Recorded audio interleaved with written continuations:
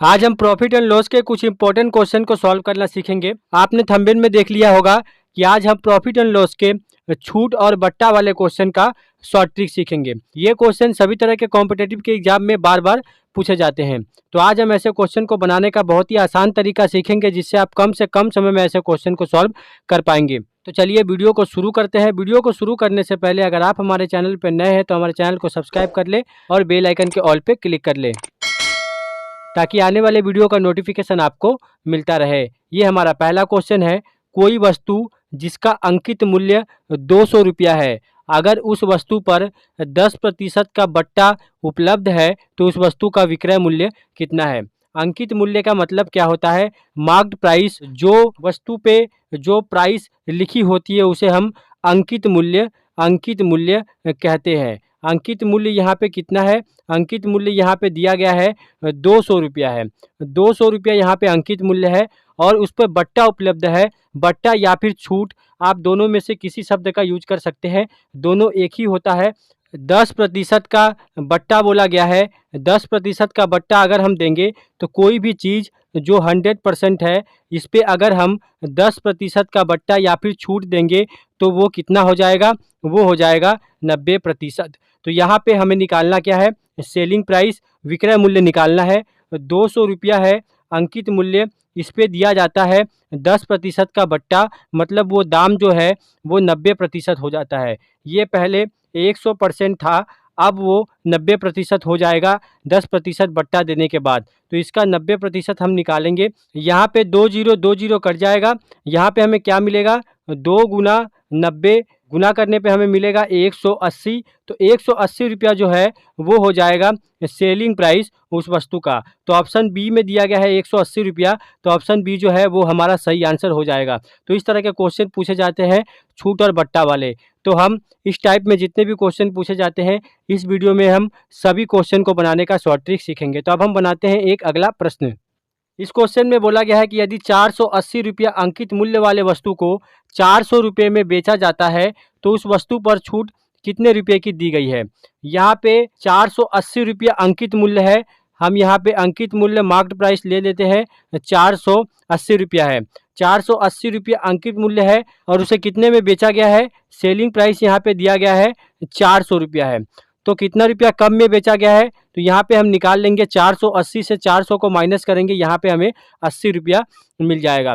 80 रुपया कम में बेचा गया है तो हम किस पे निकालेंगे? हम निकालेंगे 480 रुपया, यही हमारा अंकित मूल्य है। तो 80 रुपये की छूट दी गई है कितने रुपये पे? 480 रुपये पे गुना करेंगे हम 100 का। 80 रुपये की छूट दी गई है 480 रुपये पे, उसका गुना करेंगे 100 का, तो यहाँ पे हमें परसेंटेज मिल जाएगा। तो यहाँ पे कटाएंगे 0 0, यहाँ पे 2 पचे 10, यहाँ पे 2 दूनी 4, 2 चौके 8, यहाँ पे 8 तिरिका 24, 8 दहिया 80, यहाँ पे हमें मिलेगा 10 गुना 5, 50 बटा में 3। 50 बटा में 3, जब 50 को 3 से भाग देंगे तो हमें यहाँ पे मिलेगा 16.67%। ये हो जाएगा हमारा फाइनल आंसर। मतलब कि उस वस्तु पे 16.67% की छूट दी जाती है। 480 रुपया उसका अंकित मूल्य है। 400 रुपया में हमने बेचा है, 80 रुपया कम में बेचा है। तो किस पे 80 रुपया कम में बेचा है? 480 रुपये पे 80 रुपया कम लिया है हमने, तो 80 बटा में 480 गुना 100 करेंगे। तो इस तरह आप छूट निकालेंगे। ऐसे क्वेश्चन को आप इस तरह सॉल्व करेंगे। तो अब हम बनाते हैं एक अगला प्रश्न। इस क्वेश्चन में बोला गया है कि 12% छूट के बाद एक खिलौना 132 रुपये में बेचा गया, तो उस खिलौने का अंकित मूल्य क्या था। यहाँ पे सेलिंग प्राइस दिया गया है जो 132 रुपया है और छूट दिया गया है 12% की दी गई है यहाँ पे छूट। तो हमें निकालना क्या है? हमें निकालना है यहाँ पे अंकित मूल्य। हमें यहाँ पे अंकित मूल्य निकालना है। हम अपोजिट डायरेक्शन में जाएंगे। हमारे पास सेलिंग प्राइस है, उसके बाद छूट दिया गया है, हमें निकालना है अंकित मूल्य। तो हम क्या करेंगे? 132 रुपया है सेलिंग प्राइस, 12% का छूट का मतलब क्या है? हम 100 से अगर 12 को माइनस करेंगे तो हमें यहाँ पे मिल जाएगा 88%। 88% में ये वस्तु बेची गई है। 132 रुपये में बेची गई थी 12% छूट के बाद। तो यहाँ पे हम सेलिंग प्राइस से अंकित मूल्य निकाल रहे हैं, तो उल्टा करेंगे। 100 होगा ऊपर में, बटा में होगा 88%। इसे सॉल्व करेंगे, हमें हमारा आंसर मिल जाएगा। अगर 4 से कटाएंगे तो 4 दूनी 8, 4 दूनी 8, 25 चौका 100, 25 बार में ये कट जाएगा। 22 से ये 132 जो है 6 बार में कट जाएगा, तो 25 गुना 6 करेंगे तो हमें यहाँ पे मिल जाएगा 150 कॉस्ट प्राइस उस वस्तु का। तो इस तरह आप क्वेश्चन को सॉल्व करेंगे। यहाँ पे 88% में सेल किया गया था उस वस्तु को और सेलिंग प्राइस हमें 132 रुपया दिया गया है। तो हम ऐसे भी बना सकते हैं 88% इक्वल टू 132 रुपया। तो 1% इक्वल टू कितना होगा, 132 बटा में 88। उसी तरह अगर हम 100% निकालेंगे तो कितना होगा, 100 का इसमें गुना हो जाएगा। तो आप देख सकते हैं 100 बटा में 88 गुना 132, इसे हम सॉल्व करेंगे। 4 दूनी 8, 4 दूनी 8, 22 और 25 बार में ये कट जाएगा। 22 से ये 6 बार में कट जाएगा, तो 25 गुना 6 करेंगे तो हमें यहाँ पे 150 रुपया मिल जाएगा। तो इस तरह भी आप ऐसे क्वेश्चन को सॉल्व कर सकते हैं। तो अब हम बनाते हैं एक अगला प्रश्न। इस क्वेश्चन में बोला गया है कि 1100 रुपया अंकित मूल्य वाली साइकिल को 10% बट्टा देने के बाद एक दुकानदार को 10% का लाभ होता है, तो साइकिल का क्रय मूल्य कितना है। यहाँ पे अंकित मूल्य दिया गया है। अंकित मूल्य कितना है, 1100 रुपया यहाँ पे अंकित मूल्य दिया गया है और बोला गया है कि 10% का बट्टा दिया जाता है। तो हम यहाँ से सेलिंग प्राइस निकाल सकते हैं। सेलिंग प्राइस कैसे निकालेंगे, 1100 रुपया अंकित मूल्य है, 10% का बट्टा देंगे तो इसका हम 90% अगर निकाल लेते हैं 1100 रुपये का, तो हमें यहाँ पे सेलिंग प्राइस मिल जाएगा। तो 1100 रुपये का अगर हम 90% निकालते हैं, 90 बटा में 100 करेंगे तो यहाँ पे 0 0 कट जाएगा। यहाँ पे 11 0 0, 11 9 99, 990 रुपया हो जाएगा हमारा सेलिंग प्राइस। 990 रुपया हो जाएगा सेलिंग प्राइस। हमारे पास सेलिंग प्राइस है जो कि 990 रुपया है और यहाँ पे प्रॉफिट परसेंटेज दिया गया है जो 10% है। तो यहाँ से हम क्या निकाल सकते हैं, यहाँ से हम कॉस्ट प्राइस निकाल सकते हैं। कैसे, 990 रुपया सेलिंग प्राइस गुना करेंगे, सेलिंग प्राइस से कॉस्ट प्राइस की तरफ जा रहे हैं, उल्टा जा रहे हैं तो 100 होगा ऊपर में, बटा में नीचे हम क्या लिखेंगे 110, 10% का लाभ हुआ है तो नीचे लिखेंगे 110। इसे सॉल्व करेंगे, 0 0 कट जाएगा, 11 से 11 9 99 0, यहाँ पे हमें मिलेगा 90 गुना 10 इक्वल टू 900 रुपया। ये हो जाएगा कॉस्ट प्राइस उस साइकिल का। तो 900 रुपया हो जाएगा हमारा आंसर जो कि ऑप्शन बी में दिया गया है। तो ऑप्शन बी जो है वो हमारा सही आंसर हो जाएगा। तो इस तरह के क्वेश्चन पूछे जाते हैं। आप इस मेथड से कम समय में ऐसे क्वेश्चन को सॉल्व कर सकते हैं। अब हम बनाते हैं एक अगला प्रश्न। इस क्वेश्चन में बोला गया है कि एक वस्तु के अंकित मूल्य और क्रय मूल्य का अनुपात 6:5 है। यदि 15% की छूट दी जाए तो लाभ प्रतिशत ज्ञात करें। यहाँ पे अंकित मूल्य और कॉस्ट प्राइस अनुपात दिया गया है जो 6:5 है। तो मार्क प्राइस और कॉस्ट प्राइस का अनुपात कितना दिया गया है, 6:5।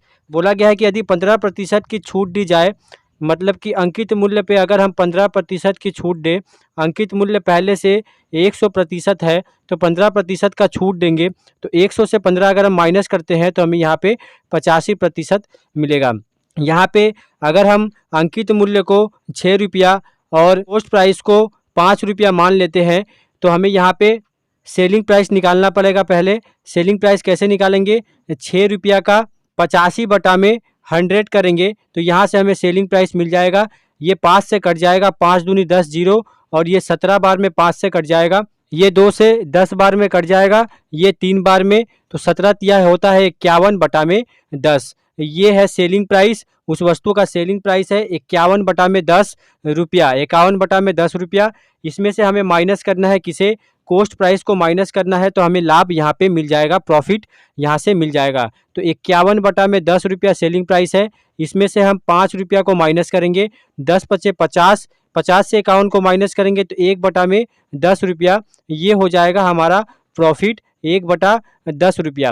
1 बटा 10 रुपया अगर प्रॉफिट है तो प्रॉफिट परसेंटेज हम कैसे निकालेंगे, प्रॉफिट होगा ऊपर में बटा में कॉस्ट प्राइस इंटू 100। तो यहाँ पे प्रॉफिट कितना है 1 बटा 10 रुपया, तो लिखेंगे 1 बटा 10 गुना बटा में कॉस्ट प्राइस। कॉस्ट प्राइस क्या है हमारे पास 5 रुपया, जो हमने 5 रुपया को कॉस्ट प्राइस माना था, तो यहाँ पे 1 बटा में 5 गुना करेंगे 100 का। 10 से ये कट जाएगा, 5 से 10 जो है वो 2 बार में कट जाएगा, तो यहाँ पे हमें मिलेगा 2% 2% हो जाएगा हमारा फाइनल आंसर, जो कि ऑप्शन बी में दिया गया है। तो ऑप्शन बी जो है वो हमारा सही आंसर हो जाएगा। तो इस तरह के क्वेश्चन प्रॉफिट एंड लॉस से पूछे जाते हैं। अब हम बनाते हैं एक अगला प्रश्न। इस क्वेश्चन में बोला गया है कि किसी घड़ी को बेचने पर एक दुकानदार 15% छूट देता है। यदि वह 20% की छूट देता तो उसे 51 रुपया कम लाभ होता। तो घड़ी का वास्तविक मूल्य कितना है? वास्तविक मूल्य का मतलब हमें यहाँ पे कॉस्ट प्राइस फाइंड आउट करना है। यहाँ पे दुकानदार जब 15% की छूट देता है और एक बार 20% की छूट देता है, इन दोनों के बीच में उसे 51 रुपया कम लाभ होता है। जब वो 15% के जगह पे 20% का छूट देगा तो उसे 51 रुपया कम लाभ होगा। तो यहाँ पे दोनों का डिफरेंस कितना हो जाएगा? यहाँ पे 15 और 20 दोनों का डिफरेंस यहाँ पे हो जाएगा 5%। 5% जो है वो 51 रुपया के बराबर होगा। इस 5% के डिफरेंस के कारण ही 51 रुपये की कमी आई है। तो अगर 5% का डिफरेंस के कारण 51 रुपये की कमी आई है तो यहाँ से हम 100% निकाल सकते हैं, जो कॉस्ट प्राइस के बराबर होगा। तो अगर हम 100% निकालेंगे तो यहाँ पे 100% इक्वल टू 51/5 गुना होगा 100 का। ये 20 बार में कट जाएगा। यहाँ पे 2 एकम 2, 2 पचे 10 और 1 जीरो यहाँ से हम यहाँ पे लिख देंगे। तो 1020 रुपया हो जाएगा हमारा फाइनल आंसर, जो कि ऑप्शन डी में दिया गया है। तो ऑप्शन डी जो है वो हमारा सही आंसर हो जाएगा। तो इस तरह के क्वेश्चन प्रॉफिट एंड लॉस से पूछे जाते हैं। इस ट्रिक के मेथड से आप कम से कम समय में ऐसे क्वेश्चन को सॉल्व कर सकते हैं।